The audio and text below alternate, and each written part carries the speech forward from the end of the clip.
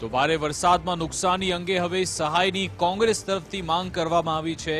કોંગ્રેસ ધારાસભ્ય કિરીટ પટેલે આ માંગ કરી છે।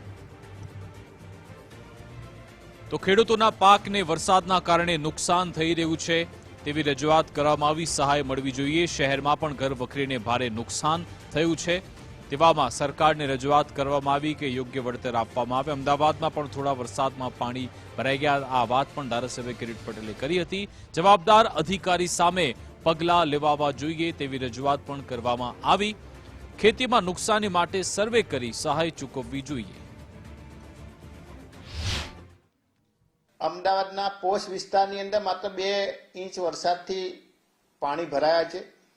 કરોડો રૂપિયા ખર્ચ એ સ્માર્ટ સિટી માટે કરવામાં આવે છે, પરંતુ કરોડો રૂપિયાનો ખર્ચ એ પાણીમાં જતો રહે છે। એટલે સરકારે આના માટે કાયમી નિકાલ આવે એના પ્રયાસો કરવા જોઈએ। કોઈની ભૂલ હોય તો એની તપાસ કમિટી નિમી અને કોની ભૂલના લીધે આ પાણી ભરાય છે અને લોકો હેરાન થાય છે એ બાબતે તપાસ કરવી જોઈએ। અને ખેડૂતોને જે નુકસાન થયું છે એનો સર્વે કરાવવો જોઈએ। પાટણની અંદર પણ જે નુકસાન થયું છે ખેડૂતોને સાંતલપુર અને રાધનપુર તાલુકાની અંદર, એના માટે પણ મેં મુખ્યમંત્રીને અને કૃષિ મંત્રીને પત્ર લખ્યો છે અને આ માટે ઝડપીમાં ઝડપી કાર્યવાહી કરી અને સૌથી વધુ નુકસાન જે ખેડૂતો અને મધ્યમ પરિવારને થયું છે એની સામે એમને વળતર ચૂકવવું જોઈએ।